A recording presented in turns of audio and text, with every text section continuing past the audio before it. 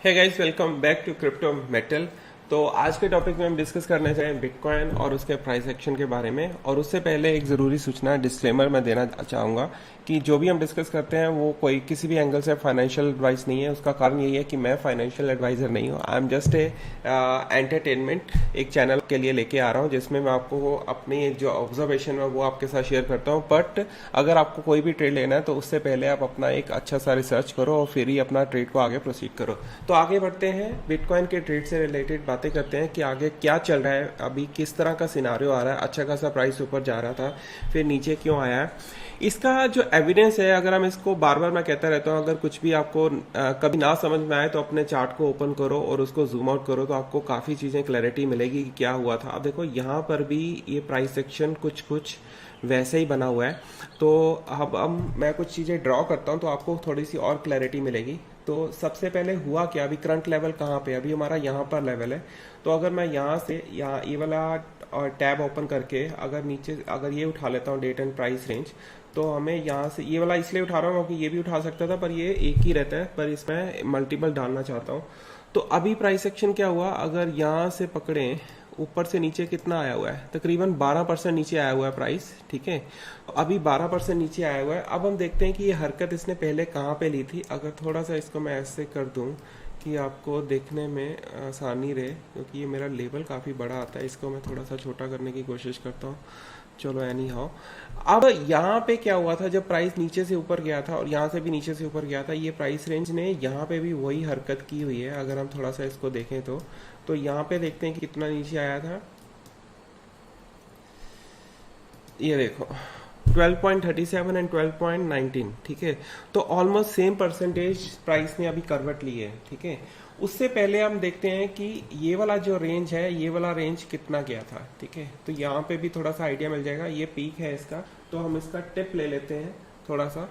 अब देखते हैं कि अब मैं भी आपके सामने पहली बार ही कर रहा हूँ कि पता लगेगा कि कैसे करना है। इसका भी कलर हम रख देते हैं, येलोइश रख देते हैं।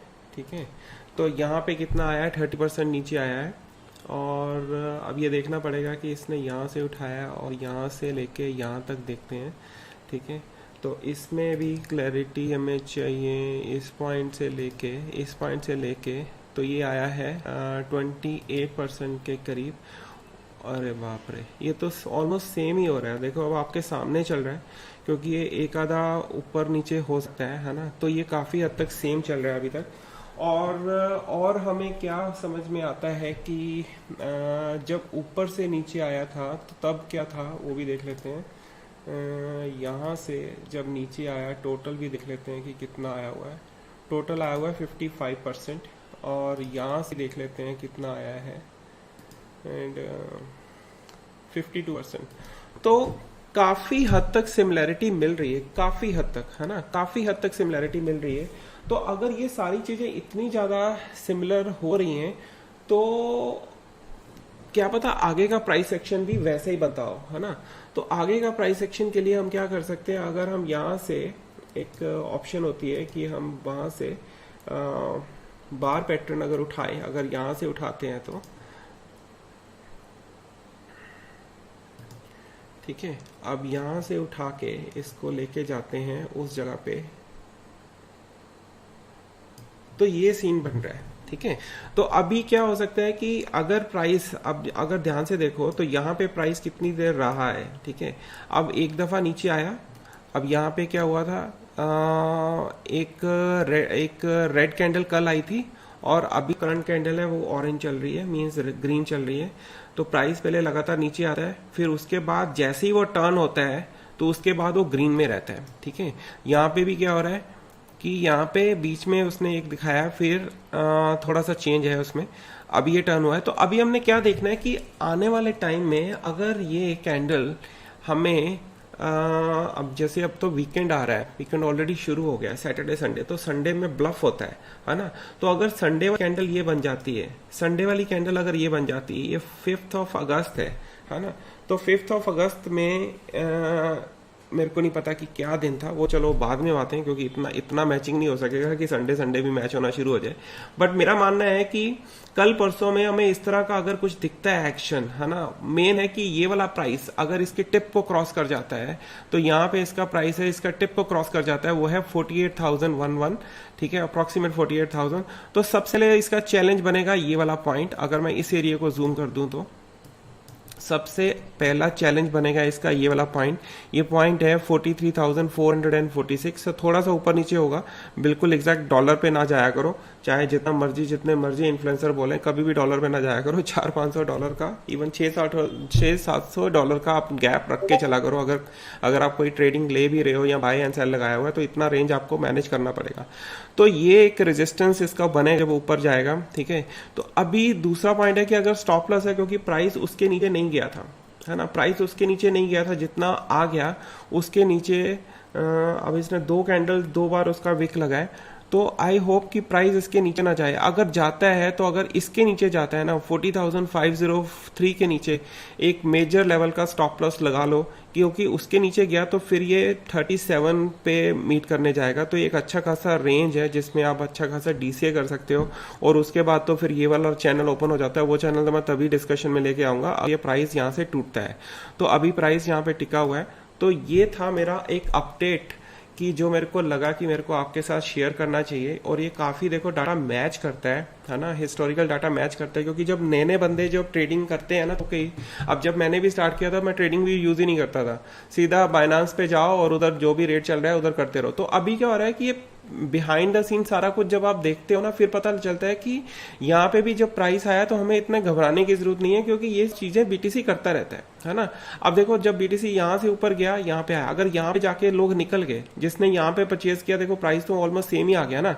अब वो प्राइस एक्शन अगर हमें मिलता है, अब देखो ये कितना बड़ा कैंडल यहाँ पे आया था, है ना, पीछे जो आया था, ये तो मैंने वही कैंडल का पैटर्न यहाँ पे डाला हुआ है। तो अगर कोई बंदा यहाँ पे निकल गया तो उसको ये ऑल टाइम हाई वाला जर्नी फिर कैसे उसको देखना नसीब होगा, है ना। तो बीटीसी, अगर आपने आपने क्रिप्टो का जो बादशाह है, अगर उसको परचेज किया हुआ है, तो उसको थोड़ा सा ट्रीटमेंट भी वैसे देना चाहिए, क्योंकि ये जो बादशाह है ना, ये थोड़ा सा मंचला है, कभी भी ऊपर नीचे होता रहता है। और इसके जो मंत्रीगण है, जैसे जो वेल्स हैं, वो काफी डाटा को मैनिपुलेट करते हैं, क्योंकि उसमें कभी कोई पॉलिसीज वगैरह सामने नहीं आती है। वैसे शेयर मार्केट की तरह नहीं चलता है कि अगर कोई न्यूज आती है तो शेयर मार्केट हिलता है। यहाँ पे वेल्स का मूड भी मैटर करता है ना, क्योंकि उन्होंने बीटीसी हमसे बहुत ही पहले लिया हुआ था, जब बीटीसी $1 से भी नीचे हुआ करता था। तो ये मार्केट थोड़ी वैसी है, तो हमें अच्छे रिजल्ट्स भी ऐसे ही मिलते हैं, क्योंकि यहाँ से बीटीसी जब ऐसे जाता है तो वो जर्नी हम क्यों भूल जाते हैं। जब बीटीसी इधर से नीचे आता है, हमें सिर्फ वही याद रहता है। तो एनी हो, थोड़ा सा आगे बढ़ते हैं, थोड़ा सा देख लेते हैं। तो अब मैं क्रिप्टो मार्केट सपोर्ट बैंड आपके सामने एक्टिवेट कर लिया, मैंने चार्ट भी चेंज कर लिया है बीटीसी का ही, पर मैंने चार्ट चेंज कर दिया। अब इसमें हम देखते हैं कि क्या लगा हुआ, क्या सीन चल रहा है। अब यहाँ पे विक देखो, इसका एक बार नीचे आया था, यहाँ तक आया था, means crypto market support band के भी नीचे आ गया था, ठीक है। सेम वो पुराने वाले सिमिलरिटी हो गया ना। तो ये वाला इंडिकेटर भी वही इंडिकेशन दे रहा है कि अगर ये यहाँ पर आया है, नीचे आया है, तो क्या पता अभी एक दिन पड़ा है कि ये थोड़ा सा ऐसे बायबैक है। अगर बायबैक हो जाएगा तो इस तरह से थोड़ा सा, पूरा तो नहीं बनेगा, अगर पूरा बन जाएगा तो 43,000, देखो वही आ रहा है ना, 43,000 मैंने बोला था इसका रेजिस्टेंस बनेगा। तो ये यहाँ से भी वो चीजें मैच हो रही है। अब देखो यहाँ पे भी एक विक मैच हो रहा है, और यहाँ पे भी वो रेंज बन रहा है, और यहाँ पे 2 कैंडल्स का जो बॉडी है वो वहाँ पे मैच हो रहा है, और यहाँ पे ये बन रहा है, और यहाँ पे भी एक विक से नीचे आया था। तो 43,000 एक अच्छा खासा जो पॉइंट है, यहाँ पे जो पॉइंट था 43,150, जो बिल्कुल पास ही बैठा है, वहां पे भी एक रेजिस्टेंस इसको बिल्कुल छोटा मिलेगा। और उसके बाद अगर एक वीक और लगेगा, मींस ये कुछ दिनों की बात है, ये कुछ घंटों की नहीं है, कुछ दिनों की यहाँ पे बात हो रही है कि जिसमें प्राइस ऊपर जा सकता है। और इसके साथ हम सीपीआर भी चेक कर लेते हैं कि वहां पे स्टेटस क्या चल रहा है। अब सीपीआर में क्या है कि प्राइस उसके नीचे आ चुका हुआ है पर्पल डॉट्स के, अब वापस री एंटर की कोशिश कर रहा है। तो जब प्राइस उसके नीचे आ जाता है तो उसको री एंटर करना थोड़ा सा टफ हो सकता है, क्योंकि एक देखो ऐसे नीचे आया पर्पल डॉट्स के जो मंथली पाइवट्स होते हैं, उसके बाद देखो ये ऊपर गया, पूरा ब्रेकआउट कर दिया, और बाद में हैवी उसको रिजेक्शन मिला। अब हम देखते हैं कि अगर उस टाइम के दौरान क्या हुआ था, उस टाइम के दौरान क्या हुआ था। तो वो टाइम किधर गया वो टाइम है ये वाला, है ना। तो ये वाला मैंने ऑलरेडी बॉक्सेस वहां पे भी बनाए हुए हैं कि हमें ध्यान क्या रखना है कि यहाँ पे ये जरूरी नहीं कि एक ही दिन में निकल जाए, जैसे उधर भी टाइम लगा था। तो सबसे पहले रेजिस्टेंस इसका वही बनेगा अगर हम इसको देखें, पुराने वाले को ना देखें, क्योंकि इसमें डॉट्स ज़्यादा क्लियरली नज़र आ रहे हैं, आप प्राइसेस नोट कर सकते हो। तो यहाँ पे उसको रेजिस्टेंस मिलेगा। सबसे पहले उसका पहला रेजिस्टेंस नज़र आ रहा है 42,694, ठीक है। उसके बाद 43,638 और उसके बाद 44,582। तो ये नहीं कि प्राइस ने एक हल्की सी ऊपर उसने राइज किया और हम एक अच्छा खासा, जो भी आप बड़ा ट्रेड लेना चाहते हो वो लेने की सोचो, पर मेरे हिसाब से वहां पे भी एक रीटेस्ट होने देना चाहिए। तो अगर रीटेस्ट, अगर आप डीसीए कर लेते हो और इसके नीचे स्टॉप लॉस लगाते हो तब भी सेफ है, पर स्टॉप लॉस जरूर लगा लेना, क्योंकि मार्केट का कुछ पता नहीं है, कुछ भी हो सकता है। अब जैसे अचानक से कोई कंट्री 30-40% अपना अनाउंस कर देती है तो मार्केट में करवट आ जाती है, तो हमें उन चीज़ों का ध्यान रखना चाहिए। और अगर मैं उसमें डील देखता हूँ कि क्रिप्टो मार्केट का जो ये वाला है, वीकली इसका रिबन मैं चेक करता हूँ, क्योंकि ये डेली खुला हुआ है, तो वीकली में ज़्यादा क्लैरिटी मिलेगी। तो वीकली में क्या हमें पता लग रहा है कि पॉइंट पहले लास्ट पे था, तो वही लास्ट जो है वो उसी जगह पे आ रहा है, तो अब वो उसके नीचे आ चुका हुआ है। तो अभी हमें बस ये रखना है कि 2-3 दिनों के अंदर अंदर जब नया वीक स्टार्ट हो या यही वीक, इसमें थोड़ा सा चेंज आए कि प्राइस ऊपर की तरफ थोड़ा सा पुल बैक हो जाए। क्योंकि अगर इसके नीचे आता है ना, तो अगर नीचे आ गया, अगर ज़्यादा नीचे आ गया तो इसके भी नीचे आएगा और क्रिप्टो मार्केट सपोर्ट बैंड के भी नीचे आएगा, तो उससे होगा पता क्या, तो ये अकोमुलेशन पीरियड थोड़ा सा और लंबा हो सकता है ना। वो वीक से लेके मीन्स 4 से 5 वीक से लेके वो 8 से 9 वीक तक भी जा सकता है, आगे स्ट्रेच हो सकता है। क्योंकि बीटीसी जहाँ पे अभी है, ये देखो 42,000, अभी क्या डेट है, ये ऐप का जो वीक वाला कैंडल स्टार्ट हुआ है, ये प्राइस देखो यहाँ पर सेम ही था। 4 जनवरी को भी प्राइस उसी रेंज में घूम रहा था, है ना। तो इवन उसके बाद तो उसके नीचे भी गया है। तो ये काफी देर से ये प्राइस ना इसी तरह से रेंज में एक घूम रहा है बीटीसी का। तो इस रेंज का ब्रेकआउट तो तभी बनेगा जब ये आगे ऊपर निकलेगा। अब जैसे ये बड़ी रेंज आप कह सकते हो, है ना, इस तरह से चल रहा है प्राइस। अगर ये उसको माइनस कर दो, अगर यहाँ तक भी ले आओ, हाँ, क्योंकि यहाँ पे प्राइस एक्शन काफ़ी ज़्यादा हुआ है, ठीक है। तो यहाँ पे ये इस तरह की रेंज में घूम रहा है ना। अभी बीटीसी ने यहाँ से ऊपर गया। अब अगर भूल जाओ कि ये वीकली टाइम फ्रेम खुला हुआ है, तो समझ लो कि ये कुछ घंटों की कहानी है। तो उसमें भी आप देखोगे कि प्राइस ऊपर गया, फिर नीचे आया, फिर ऊपर गया, फिर नीचे आया, पर इस बार उसने पूरा यहाँ तक नीचे नहीं आया। तो यहाँ पर लोग ना, काफी लोग अपने ऑर्डर्स लगा के बैठे थे, लोगों को लग रहा था कि यहाँ पर आएगा, बट अभी वो वहां पर नहीं आया। तो वहां से ऊपर जाने की कोशिश कर रहा है। अब क्या आ रहा है, बुल्स ऊपर धकेलने की कोशिश कर रहे हैं और जो बेयर्स हैं वो नीचे धकेलने की कोशिश कर रहे हैं, क्योंकि उनके ऑर्डर्स यहाँ पर पड़े हैं। तो ये भी हो सकता है कि जब हम लैपटॉप से अपना साइट पे हो और ट्रेडिंग का कुछ अता पता ना हो, हम साइट पे हो और एक बड़ी स्ट्रांग सी विक आए, जैसे ये 2 कैंडल्स, है ना। अब देखो ये 2 कैंडल्स ने पूरा एक ऑसिलेटर को कवर किया है ना। ये 2 कैंडल्स और ये सारा जो जाल बिछा हुआ है, 2 कैंडल्स का उतना इम्पैक्ट था जितना ये पूरे का इम्पैक्ट पड़ रहा है ना। और टाइम कितना लगता है, समय कितना लगता है। ये कैंडल थी 17 मई 21 की और अभी तक हम उसी ऑसिलेटर में घूम रहे हैं।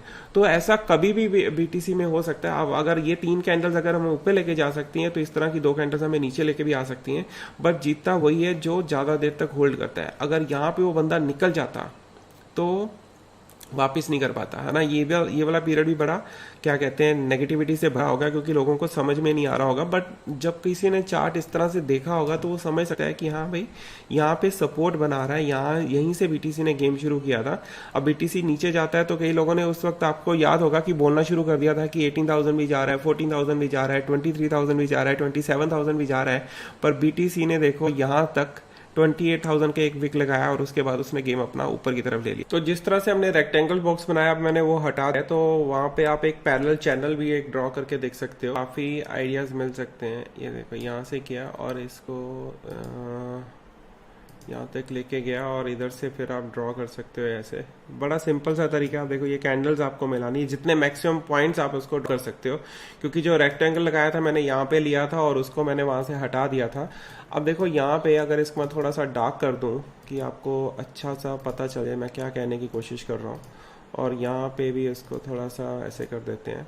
तो अब देखो क्या हो रहा है, अब यहाँ पे काफी चीजें क्लियर हो गई। अगर ये रिबन को मैं हटा भी दूं तो ये प्राइस इस चैनल में भी मूव कर रहा है, ठीक है। अब देखो यहाँ पर आया, अगर यहाँ से नीचे आता है, अगर अगले वीक ही नीचे आता है सपोज, है ना, अगर इसी वीक अगर कुछ क्रांति हो जाती है जिसमें अभी थोड़े दिन बचे हैं, तो ये 34,000 है। अब आपने करना क्या है कि हल्का हल्का कर्सर ऐसे आप मूव करोगे, ये अगली कैंडल आ जाती है, तो यहाँ पे 34,505 आ गया। तो मींस क्या हुआ कि अभी जो लोग सोच रहे हैं ना कि प्राइस इसके नीचे जा सकता है 28,000, अगर इसके नीचे जाता, अगर किसी ने परचेजिंग यहाँ पर की हुई है, तो उसको अपना स्टॉप लॉस तकरीबन यहाँ के करीब लगा लेना चाहिए, क्योंकि ये उसके नीचे जाएगा तो फिर कुछ भी हो सकता है ना। तो अगर ये काफी यहाँ तक भी, यहाँ इस लेवल पे भी, इस डेट को भी नीचे आता है, 9 मई को भी नीचे आता है, तो फिर ये प्राइस रहेगी 35,000 समथिंग, 35,000 के करीब हो गया। तो धीरे धीरे प्राइस ऊपर की तरफ ये जा रहा है ना। ये अगर बीटीसी को इस चैनल को फॉलो करना है तो ये भी है इस तरह से ना। हम 12 आवर्स के, अगर आप फ्री अकाउंट यूज कर रहे हो तो आपको 12 आवर्स नहीं दिखेगा, बट वीकली आपको मिल जाएगा। इस तरह से आप लार्जर टाइम फ्रेम में अगर आप किसी भी कॉइन को, कोई भी कॉइन देख रहे हो, अब आप बोलोगे कि मैं सिर्फ बीटीसी की बात करता हूं, क्योंकि बीटीसी ही सारी मार्केट को रोल करता है। तो अगर हम बीटीसी को डिस्कस कर लेते हैं तो तकरीबन हम सारी चीजें हमने डिस्कस कर ली, और उसी से रिलेटेड, उसी से रिलेशन बना के आप बाकी कॉइन्स में भी बड़े आराम से ट्रेड ले सकते हो। तो यही सारी चीजें मैं अपने वीडियोस में कवर करता हूं। अगर अभी तक आपने चैनल सब्सक्राइब नहीं किया तो आई रिक्वेस्ट यू कि इस चैनल को सब्सक्राइब कर लो, क्योंकि इसमें कुछ भी आपको पैसा नहीं देना, सब कुछ फ्री अपडेट्स मिलते हैं और रैंडम अपडेट्स मिलते हैं। जिस ऑब्जर्वेशन से मैं अपने ट्रेड लेता हूं, मैं बिल्कुल वही ऑब्जर्वेशन आपके सामने रख रहा हूं। तो ज्यादा से ज्यादा इस चैनल को आगे लोगों तक लेके जाइए, अपने नॉन वंस को वहां पे इस चैनल को शेयर कर सकते हो। वीडियो को लाइक किया करो। वीडियो में अगर आपको कुछ भी डिस्कशन करना तो आप मेरे ट्विटर पे और इंस्टाग्राम आप मेरे को कॉन्टेक्ट कर सकते हो। तो thank you so much for watching. मिलते हैं एक नई वीडियो में जल्दी ही। Thank you.